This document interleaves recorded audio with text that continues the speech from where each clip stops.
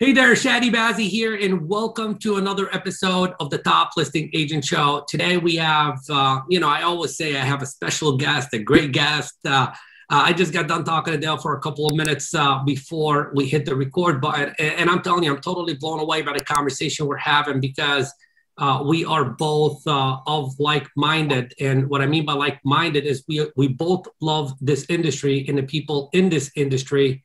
And our focus is not so much on growing our company, it's in growing you so you could list more, sell more, so you too can give more. So Dale, welcome to the Top Listing Agent Show, my brother.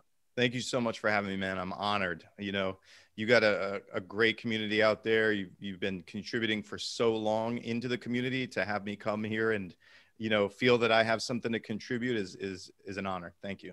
I appreciate you, man. So look, there's a lot of people that may not be familiar, with the name Dale, and I'm not even going to try to pronounce your last name. I think it's I'll make it easy. Archdekin, like the archdeacon of a church. Okay, so Archdekin, Dale Archdekin, awesome. So, why don't you tell us a little bit about who you are, how awesome you are, etc. Give us a little, Yeah, that's great. I love talking about how awesome I am.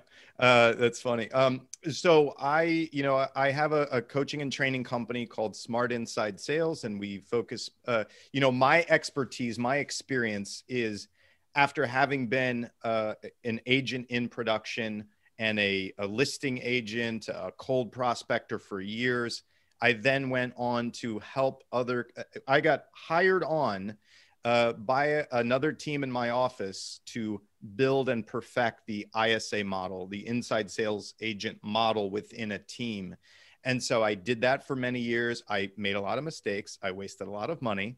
I, definitely shed some tears and then got it figured out to the point where we could take a stranger off the street with no real estate experience, combine them with our scripting and dialogue training and an average mix of leads and I'm talking cold prospecting and like internet registrations, and they could produce 50 to 60 transactions in their first 12 months by coming in and working those leads for us. So, after I did that for several years, I then, created my own training company. And so typically people will come to us if they want to hire an ISA, or if they've hired an ISA and they're like, oh shit, what do I do now? Or if, they're just having productivity issues with their agents and they want to generate more revenue from the leads that they're purchasing. That's what our specialty is. Awesome. So basically the focus is on lead conversion, not lead generation. Well, yeah, it's a little bit of both because, once you master the art of conversion, then you become courageous to go out there and do some kind of lead generation. Yeah, for us, it's much more about the conversion. So typically people don't come to us because of a lack of leads.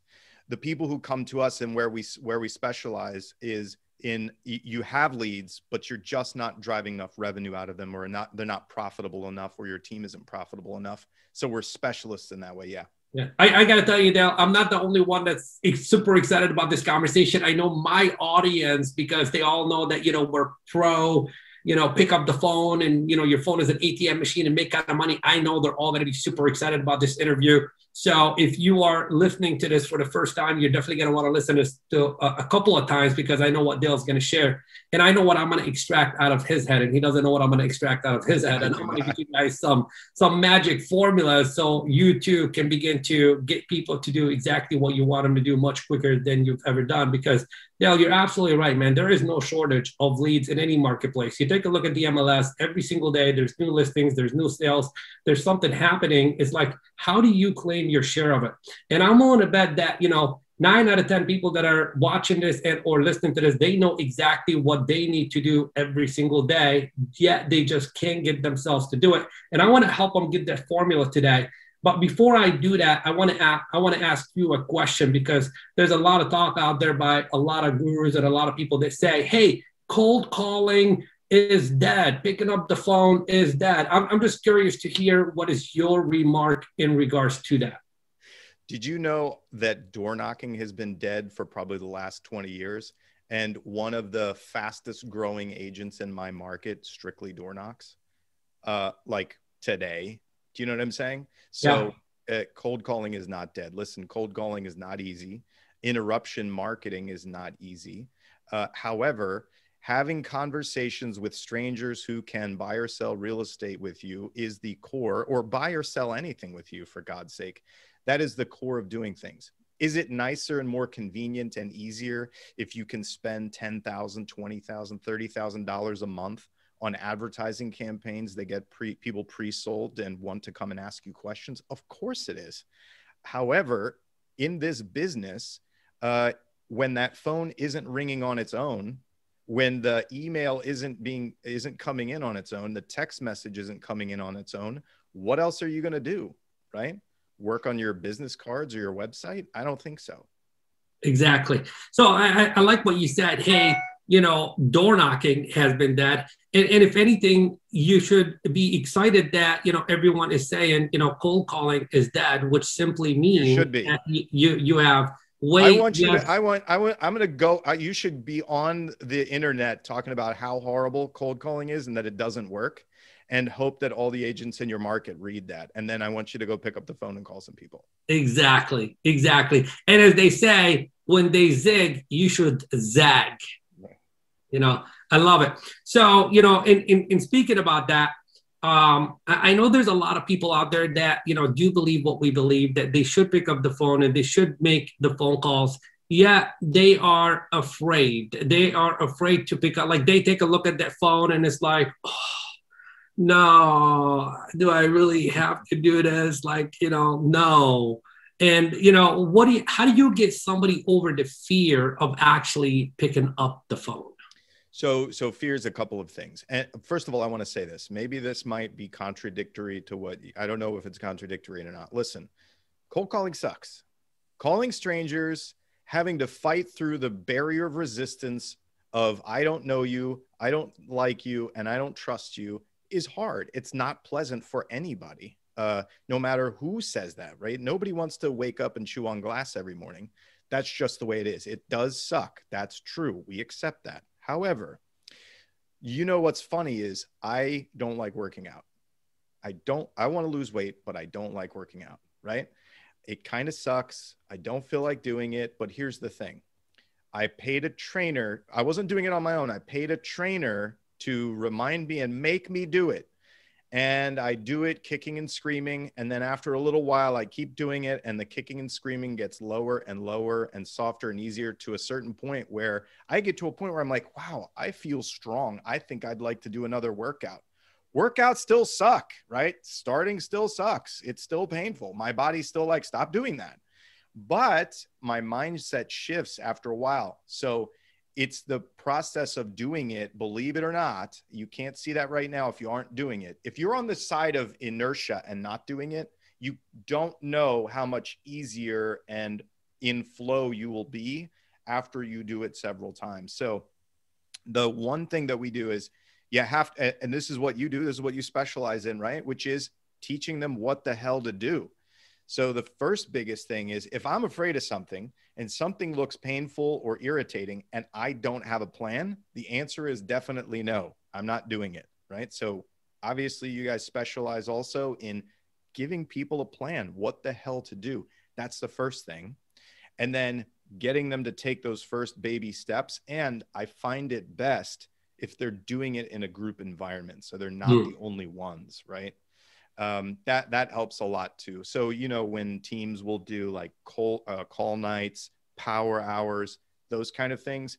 And if your team is not into doing it, or if you're not on a team and you're an individual, find some other people to do it with. Back when I was, prospecting 3 hours a day, 6 days a week, we would go into a conference room and my buddy Billy was doing it too. And my friend Mark was doing it too, right?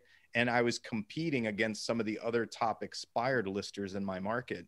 And so I would get with my people I liked and we would do it together, even though we weren't on a team together, because it's that camaraderie that makes it easier. I agree with you. And that's, one of the things that we actually set up in my listings on demand training is that we actually, I get everyone to prospect and everybody's like muted. They're all in different parts of the country. And when they get somebody live on the line, they unmute themselves and I'm right there in the chat box saying, say this, don't say that, do this, do that. And that kind of makes a huge difference. So that is very good advice. If you are having a hard time doing it on your own, partner up with somebody, get together with somebody and do it with somebody. And it just makes it so much easier. And I love what you said earlier about like, hey, I hate to go to the gym and work out. Like, but it's taking that first action is the hardest step. Because once you get there, you will feel completely different. And I'm just gonna share a little story. I had this woman that I was working with, and she was 18 years in the business, and she's like, "You want me to call for sale by owners?"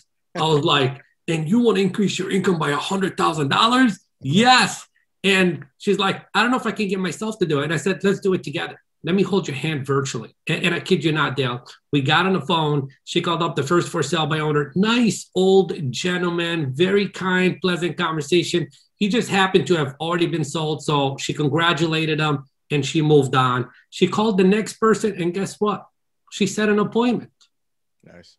So, so it's like, if you don't know what you don't know, yeah, like, don't just assume that it's not going to work. Yeah. Just sell yourself on how you could make it work and take the action. And then once you generate the experience, you can make a better, more informed decision, whether it's something that you want to continue or not. All right. So that's how we get over the fear. Now, a lot of people think that, when you hand them a script, or when they download a script, because there's a lot of scripts online that they can download for free, like that's going to solve the world in their problem. Can you talk about like scripting and all that good stuff? Yeah, if you could download scripts, Chadi and I would be out of business. Yeah. Right? If you could just download scripts and that's the way that it worked, we wouldn't have businesses. So scripting is a really good place to start. Scripting has some principles.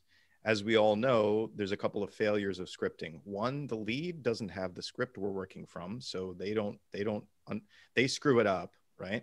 Because they don't have the script that we have. And two is that human interaction and conversation, I compare to dancing, right? I can give you a book on how to do a particular dance, but if you have to actually do that with another human being, you can't do it by the manual. It has to be by touch. It has to be iterative, right? It has to be felt, and it has to be, you have to flow with it, right? It's not something that comes out of a bottle. So scripting is good. And so in some of the things that we teach and some of the ways that we work, we will very well script our intro. So that's something that you really want to nail down. That's pretty scripted, right? And then in terms of scripting, we follow, there's LP Mama out there. My company, we teach who, where, when, why, what, and how much. That's really just your discovery. We teach a process for objection handling, right? We don't have any written objection handlers. We just teach a process for it so you can think your way through it. And then for closing, we will have some formatted ways that you're going to articulate your unique value proposition, whether it's a buyer or a seller. But otherwise, it's really about how do you structure the conversation, and wherever they may take you, as long as you understand what I'm supposed to be doing right now in this conversation and why, and what the principles of structuring it are, you don't need scripting for that, so that you can dance with people. Yeah. So look, the script, basically what you're saying is, the script is just going to open up the conversation. Where are you going to take the conversation requires, your understanding of, asking some very good questions to, I would say, get in the mind and get in the heart of the client to identify if the service that you offer is in their best interest. And if it is, then, you can, take that to any height you want. And if it's not, that doesn't necessarily mean, kill the relationship, because you got to be in the mindset of like, this person may not need my services, but how can I connect with them in such a way that if they know someone that needs my services, they will refer them to me, etc. Yeah. Can I insert a story here? Please. Which certainly falls into that category. So one of the best clients that I ever had, she bought and sold multiple properties with me over a couple of years.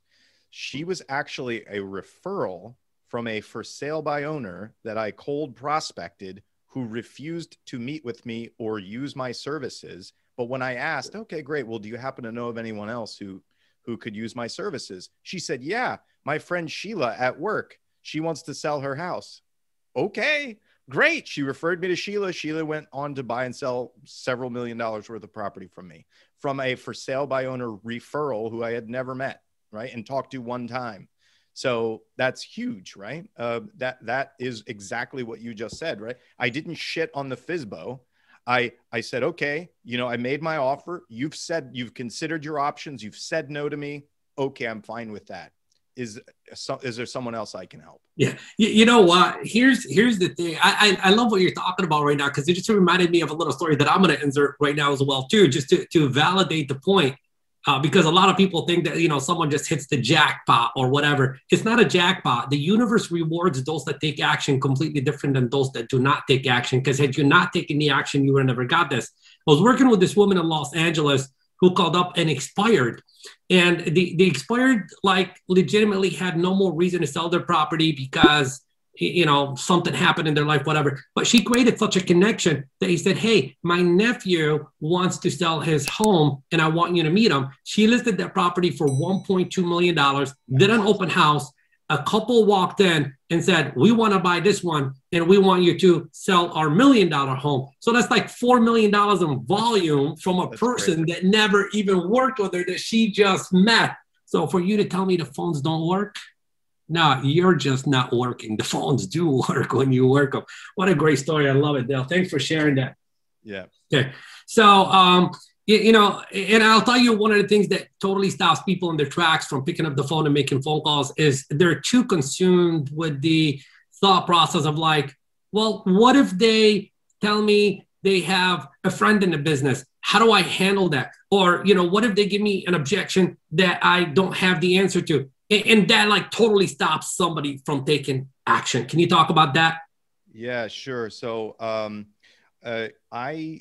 so we teach a certain objection handling process, and if you want, I can talk about it here. If that, you know, I would love that, because here's what I will say.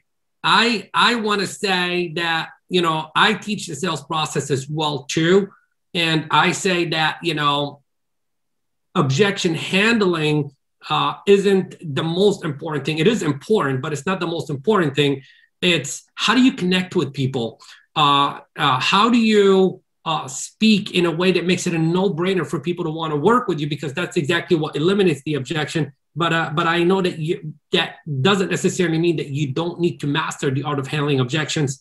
And rather than giving somebody, you know, word for word, here's how you handle this objection, I love what you said. There is a process, and then you get to customize that process to your own personality and your own selling style. So please do share. Absolutely. So the first thing that everybody needs to understand when they run into an objection, and I don't mean the objection of like, I'm not interested, or I can't talk right now. Like those are the knee-jerk ones. Those are like the I'm just looking, you know, quick ones. That's what I'm talking about. I'm talking about like an objection that you just said, which is, hey, I have a family member who's a real estate agent, right? Which is a very common one, Dale. That's a very common one. Very common one. Okay, so the first thing that people have to understand is that every objection they hear as a no, we hear it as a yes to something else, right? The objection is a yes to some other set of conditions, some other parameters, some other timing, some other outcome, right? And so we teach a process called the PPO process. We say every objection has three pieces, right? It's made up of that lead's perspective, which is the first P. It's what they know or what they think they know or what they experienced or what somebody told them. And that information, that perspective informs their process, which is the second P, right? Their process is what they're going to do, how they're going to do it, what they're not going to do, when they're going to do it or not do it. And they're going to follow that process because they believe it's going to get them some unique outcome or outcomes, PPO, perspective, process, outcome. So let's break down what you said. Dale, I have a family member in the business. I'm going to list my home with them. Excellent. Okay, so we can just make some assumptions about the PPO. Normally, if you're going to do this, you would ask questions into PPO, right? Which is, their perspective question might be, have you worked with them before, right? A process question might be, have you already listed it with them? And outcome question might be, great, what's the benefit to listing with your family member over any other agent, right? Those are the questions that inquire into more of that PPO so that you build a scenario. It's like, let me understand it like you understand it, because what you're doing is you think, lead, that you're going to get some certain set of outcomes by doing things that way. Let me understand it first, because all I want to do, Chadi, is figure out, can I still give you what you think you're going to get, but can I do it slightly differently where I'm involved, right? Rather than not involved. That's what I want to do. So if I ask you those questions, what's probably going to happen, let's just take this scenario. I'm going to list with my family member. Their unique outcomes they're trying to achieve is work with someone that I know, like, and trust, protect a relationship, avoid a difficult conversation. That's what they want. They're saying yes to that. Okay. How can I figure out a scenario where I get to work with this lead, I get a piece of business, and I still get paid, but they get to work with somebody they know, like, and trust, protect a relationship, and they get to avoid a difficult conversation?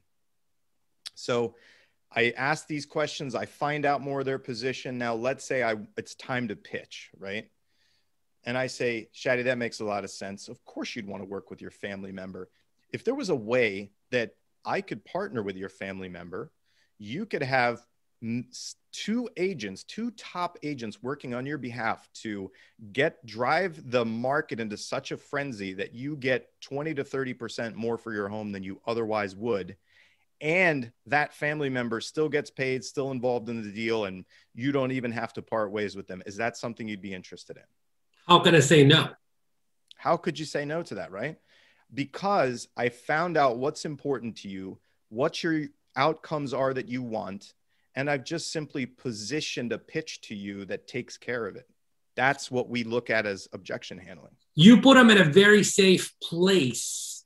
You put them and that's what everybody wants, because everybody's got a fear of being taken advantage of. And, they definitely don't want to hinder the relationship. But I do want to expand on that, if you don't mind, for just a couple of minutes. Sure. You began by talking about, when people hear the objection, they instantly hear a no.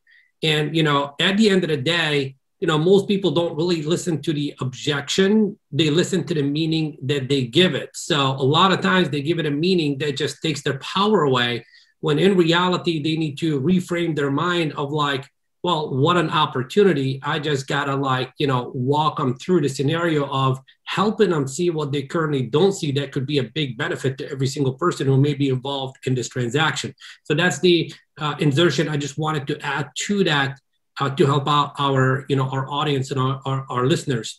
Now, another thing that you did is, obviously you got them to listen to how you would handle that objection. And I think the obstacle that a lot of people will have, and I want you to speak about that for a minute, is a lot of people would say something along the line of well, they're not giving me the opportunity to even go into that, even if I can say that, which totally says you're out of rapport. So how important is it to create that connection with somebody so they allow you to continue that conversation? What's funny, man, is I tell people constantly, I ask them actually when I'm in training, I'm like, what do you do for a living? What do you do for a living? And I want them to say, I'm a salesperson.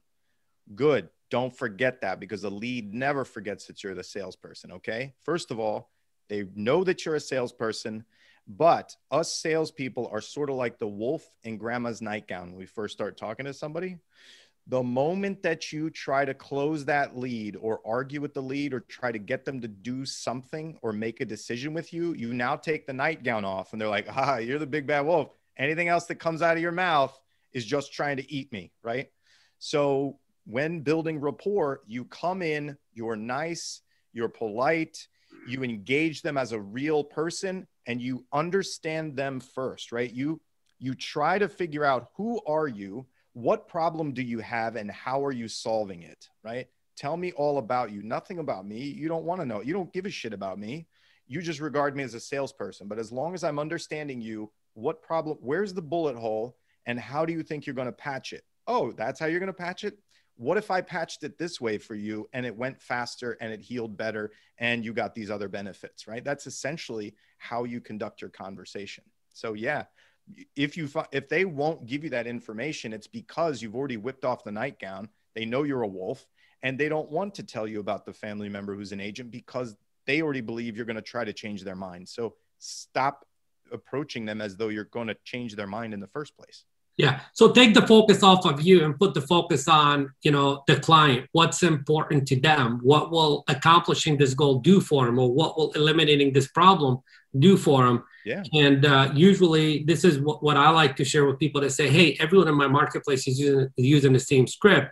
How can I separate myself? And I always say, just be you and care about the person on the other end of the line. Yeah, absolutely.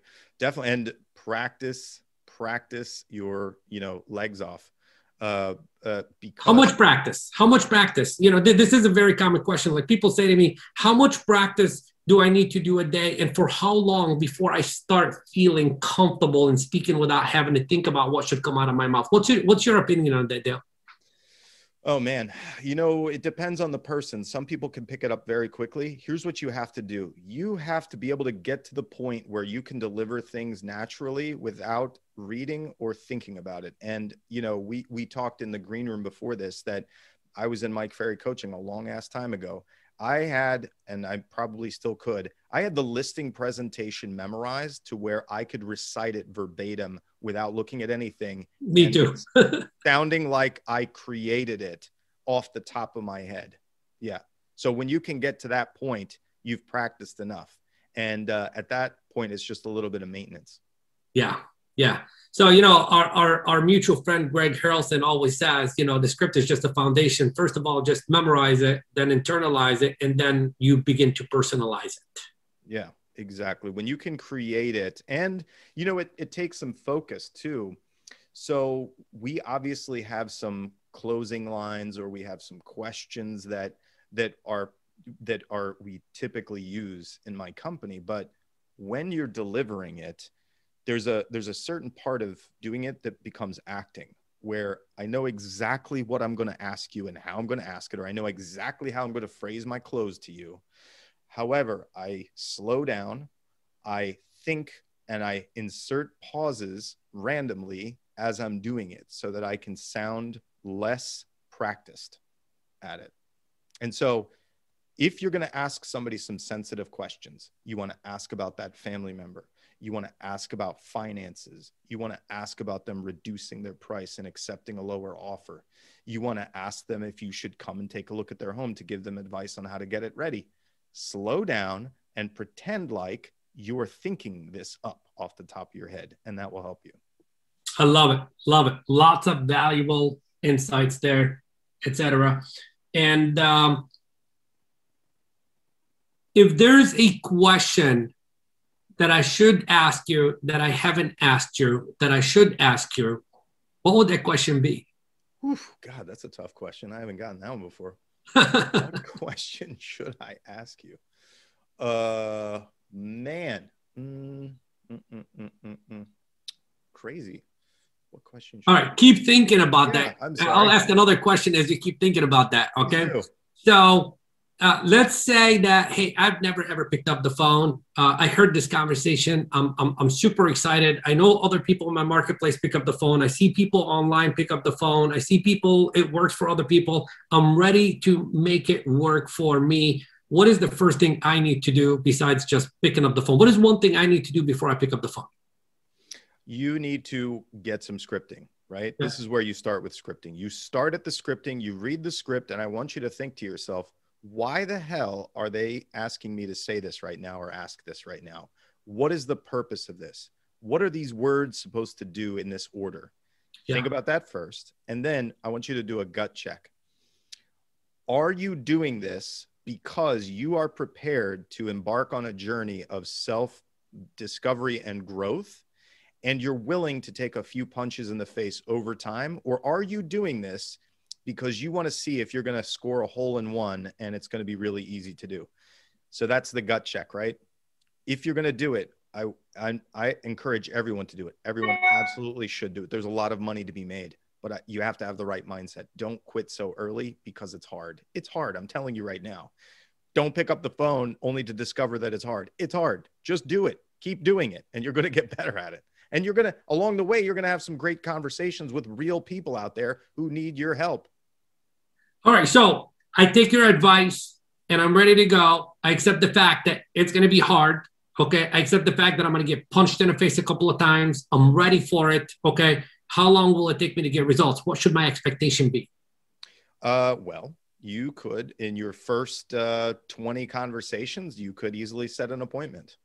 Okay. In your first 300 conversations, you could not set an appointment. It all varies. It really does. So you're going to just step up to the craps table and start throwing the dice is what you're going to do. Right. And over time, you're going to improve your skill and your knowledge, and you're going to tip the odds in your favor. Good. In your experience and having coached so many people from across the country, usually what would be the average amount of, I have a number and I'm just curious what your number is, and how many contacts on average will it take somebody for them to have that first big breakthrough? Okay, so the only problem here is that lead quality varies greatly, right? So if we're talking about just, the world of not circle dialing, that's not circle dialing, like just primarily for sale by owners and expireds. Okay. For sale by owners, expireds. Listen, the first for sale by owner I called, I set an appointment, but I probably didn't set another appointment for another like 40 conversations. So it's hard to say, but I would say that what I see on average when somebody starts new, if you have some sales ability and skill, and you are already somewhat experienced in sales, you'll come in at probably somewhere between a 40 to 50 contact to appointment ratio.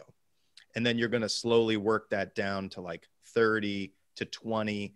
And if you're really a sharpshooter and a really good nurturer, you're going to be under 20, somewhere close to 15 if you're just a maniac. If you have no sales experience and you're not that comfortable talking to people, you're probably going to be more like 60 contacts, 70 contacts, maybe even as high as 80 contacts to an appointment.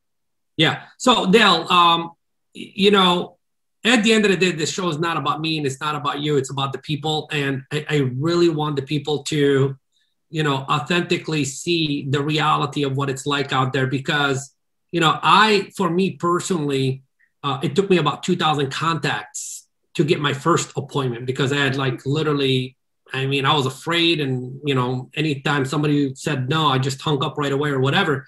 But I stuck with it. I stuck with it. And then and I mastered the art and science of selling. And then my conversions, went, through the roof and, millions of dollars later. Thank goodness I didn't give up. Yeah. So we need to speak about what is the one thing that people should keep in their mind that they need to think about each time they feel like this is too difficult and I probably should give up because I made 100, 200 or 300 contacts and I got absolutely nothing but rejection out of it. Well, how do you work with that person? What do you say to that person? Here's what I would say. And again, not talking about circle prospecting because you have to talk to a ton of people to do that. But what I would say is there are people who are setting solid appointments that turn into contracts in 20 to 30 conversations, calling the exact same people that you're calling. And so if you call 300 and don't set any, and they can call 20 and set one, it all is in your mindset, approach, and your technique. It's those three things, combination of those. And so you have to be willing to, the best thing that you can do is get recordings of those people who are the, 15, 20, 30 contact to an appointment people and listen to them and find out what are you not doing or what are you doing that is screwing things up, right? That's what I would say. And if you really want to improve your skills, then that's what you have to do. It just takes iteration. You can't do the same stuff that ends up with 300 contacts and no appointments and expect the world to change for you. You have to change. Right. So basically, everyone should be on the hunt for listening to, and there's a lot of stuff if you just YouTube it or whatever. listen to other people that are doing it successfully and then try to pick up on what they're doing that you're not doing to totally change your approach. What about the concept of one person recording their own prospecting calls? How do you feel about that? If people work with my coaching company, my training company, it's required. You have to have recordings because we have call sessions. We have call recording sessions where we just listen to recorded calls. So, back when I was in coaching, MFO coaching, you had to record your calls. I recorded my calls on a handheld tape recorder and listened to them and gave them to my coach so he could listen to them. And so it's you have to let me ask you this question. When's the last time an NFL team did not review their own game tapes or their competitors' tapes?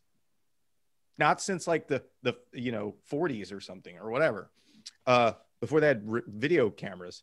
But now it's a standard practice all the time.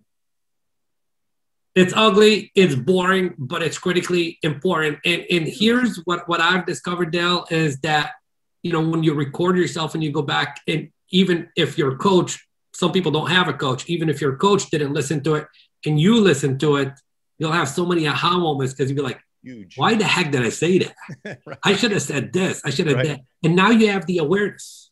Yeah. Now you have the awareness. And next time the scenario comes up, it's like an automatic trigger for you to say the right thing. Now, I don't want to take up too much of your time. This has been very, very, very valuable information. And I'm not sure if you're still thinking about the question that I should ask you that I haven't asked you. So we'll just say any final words of wisdom before we tell them how they could reach out to you if they'd like to know more about your services. Absolutely. Yes. So final words of wisdom is, I would say, I couldn't have gotten where I am, and you, Chadi, couldn't have gotten where you are without doing the work that we had to do to get there. So keep going. It does work. Yes, it's hard, but what you do is this methodology for generating business is as old as time and continues to be to continue to produce. It's just human interaction. You have to interact with more humans in order to have them do business with you. Over time, as you get better and you generate more revenue, you keep stacking on other ways of communicating with other human beings to get more business. So you don't have to do this strictly for the rest of your life.